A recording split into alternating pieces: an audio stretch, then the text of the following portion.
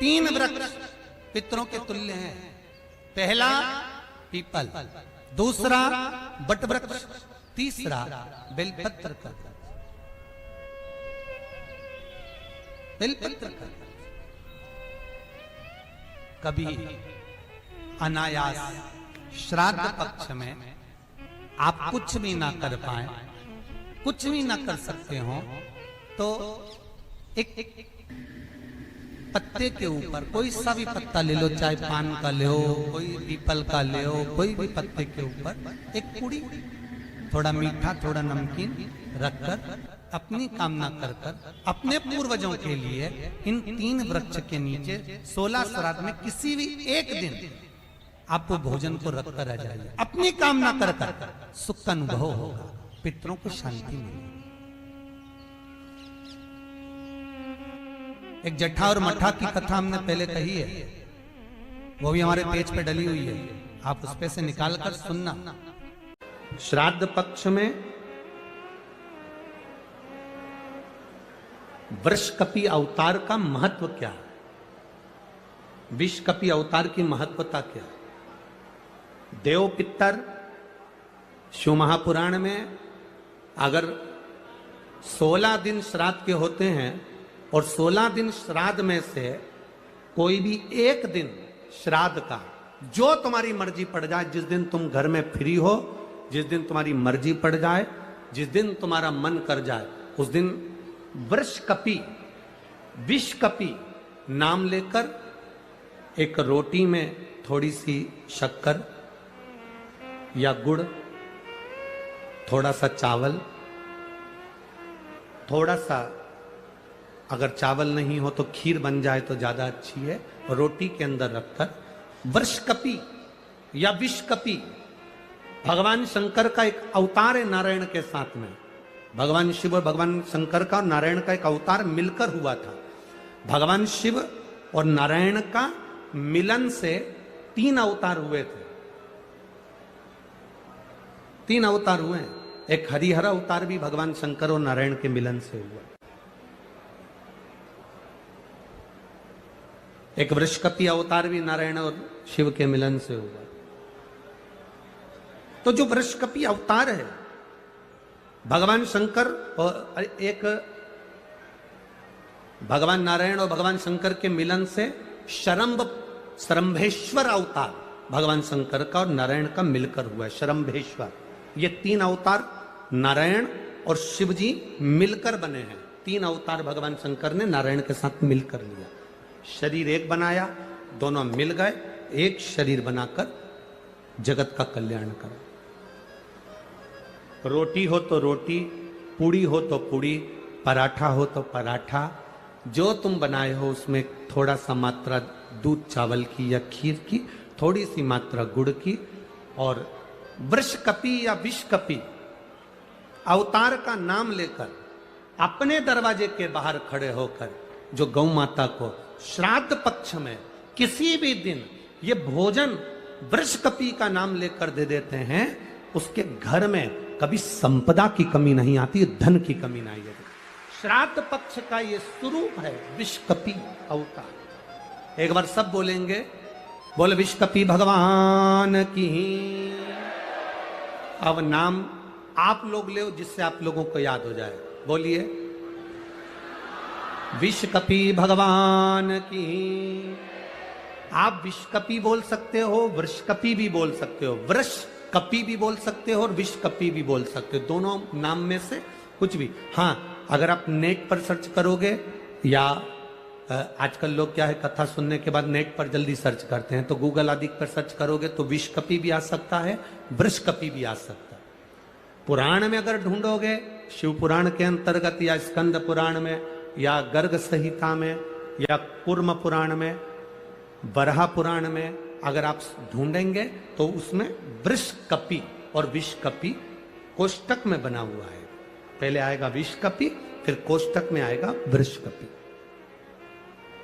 उस अवतार का स्मरण। फिर से नाम बोलो, क्या नाम बोलना है? विषकपि।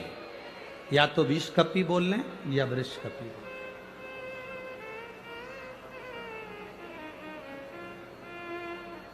देव पितर कथा का ये सबसे सुंदर संवाद है विषकपी अवतार। यदि संसार का कोई मनुष्य बेल दूध का प्रयोग करता है, बेल दूध से मतलब होता है बेलपत्र के ये मध्य भाग जो होता है, बेलपत्री की जो नीचे की दो पत्तियां जो होती है, ये दो पत्तियां जो बेलपत्री की होती है, इस बेलपत्री की दोनों पत्तियों को शिवलिंग पर जब आप रखते हैं, शिवलिंग पर रखने के बाद में आपके हाथ में जो कटोरी में दूध है, वो दूध इन दोनों पत्तियों पर, ये पितरों के भाव से, पितृ पित्राणी के भाव से आप दोनों पत्तियों पर बेल दूध को अगर समर्पित कर रहे हैं, बेलपत्र समर्पित करने के बाद थोड़ी सी कटोरी में अगर गौमाता का दूध है और ये दोनों पत्तियों पर अगर आप अपने गोत्र से दूध चढ़ा रहे हैं, तो संसार में ऐसा कोई व्यक्ति नहीं है जिसके ऊपर पितृदोष लग जाए। पितृदोष समाप्त होकर ही रहता है।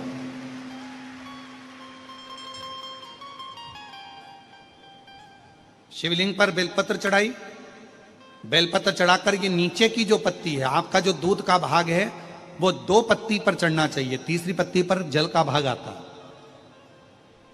दो पत्ती पर आपका दूध का भाग रहे।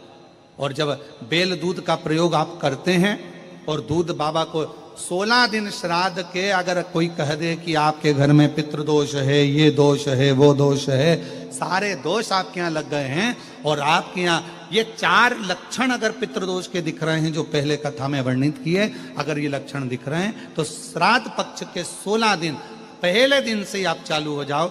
बेलपत्री शिव जी को चढ़ाया, कटोरी में या चम्मच में 2 बूंद का भी अगर दूध लेकर गए हो, थोड़ा सा भी, बस 2 पत्ती पर आपने दूध समर्पित करा और 1 लोटा जल जो तीसरे नंबर की पत्ती है उस पर समर्पित करा। आपको 16 दिन करने के बाद आपको खुद अनुभव होगा 17वें और 18वें दिन से कि मेरे घर में ऐसा लग रहा है कि सब शांति है और कोई किसी से चिढ़कर बात नहीं कर रहा। लक्ष्मी की वृद्धि अपने आप होना प्रारंभ। देव अधिदेव महादेव ने बेल और दूध का जो प्रयोग है, उस प्रयोग का साधारण फल नहीं है, बहुत फल। और श्राद्ध पक्ष में मेरी जीजियों से निवेदन है, मेरी बेटियों से, मेरी माताओं से, अगर तुम्हारे घर में 25 साल तक भी औलाद नहीं हुई, 20 साल हो गए, 25 साल हो गए, 30 साल हो गए, 28 साल हो गए, 15 साल भी हो गए, 10 साल भी हो गए और संतान का सुख नहीं है, तो श्राद्ध पक्ष में प्रतिदिन अपना जो पानी का हंडा होता है, परिंडा होता है, क्या बोलते हैं हैदराबाद में, हमको उसको नहीं मालूम, जहां पर पीने का पानी भरते हैं, हंडा बोलते हैं, मटका बोलते हैं, बाल्टी पानी की या हंडा, मटका, गगरा, जो भी भर कर रखते हो रसोई घर के अंदर पीने का, उस पानी के भरे हुए हंडे के पास में पितरों का स्थान होता है। वो पितरों के स्थान के पास में कटोरी में थोड़ा सा दूध रखिए, एक बेलपत्र रखिए और वो बेलपत्र और दूध को आप प्रतिदिन 16 दिन तक लगातार शिव जी को रोज रखो, रोज समर्पित करना प्रारंभ करो। बस बेलपत्र शिवलिंग के ऊपर और दूध जहां अशोक सुंदरी का स्थान है, आपको मालूम होगा, जरा ध्यान देंगे, ये शिवलिंग, ये जलाधारी, ये भगवान शंकर का शिवलिंग है, ये जलाधारी है, माता पार्वती जी का हस्त कमल, और सामने जो चरण है जहां से पानी बहता है, राइट भाग गणेश जी का, लेफ्ट भाग कार्तिकेय जी का, बीच में एक मोटी सी लाइन होती है जिसको अशोक सुंदरी कहा जाता है। शंकर भगवान की 6 बेटियां हैं। 6 बेटियों में शंकर जी के ऊपर जो कलश रखा होता है, उसमें से जो बूंद बूंद पानी गिरता है, वो कलश 5 बेटियों का स्थान होता है। जया, विषहरा, श्यामली बारी, दौतली और देव, ये शिव जी की 5 लड़कियां ऊपर और एक बेटी अशोक सुंदरी। सामने जो मोटी सी लाइन होती है जहां से शिव जी पे चढ़ा हुआ पानी गिरता है, उसके बीच में जो लाइन होती है वो अशोक सुंदरी का स्थान। तो जिसके यहां संतान का यदि सुख नहीं है तो 16 दिन एक प्रयास करें, तुम रुकेश्वर महादेव का नाम लेकर, तुम रुकेश्वर महादेव का नाम लेकर शंकर जी के ऊपर तो चढ़ाएं बेलपत्र जो तुमने परिंडे के पास, हंडे के पास रात्रि को रखा है। 16 दिन के रोज एक बार रखो और रोज एक बार चढ़ाओ। रखा, वो दूध को अशोक सुंदरी के स्थान पर समर्पित करना है और बेलपत्र को शिवलिंग पर समर्पित करना है। 16 दिन कर देखिए, उसके 3 महीने के अंदर देवाधिदेव महादेव की कृपा से गर्भ जरूर ठहरेगा, शिव की कृपा जरूर, शंकर की करुणा जरूर, गर्भ अवश्य ठहरेगा। पर नाम स्मरण रखना है। कौन से महादेव? जम के बोलो जरा, तुम रुकेश्वर महादेव। फिर से बोलिए, तुम रुकेश्वर महादेव। तुम रुका जी कौन?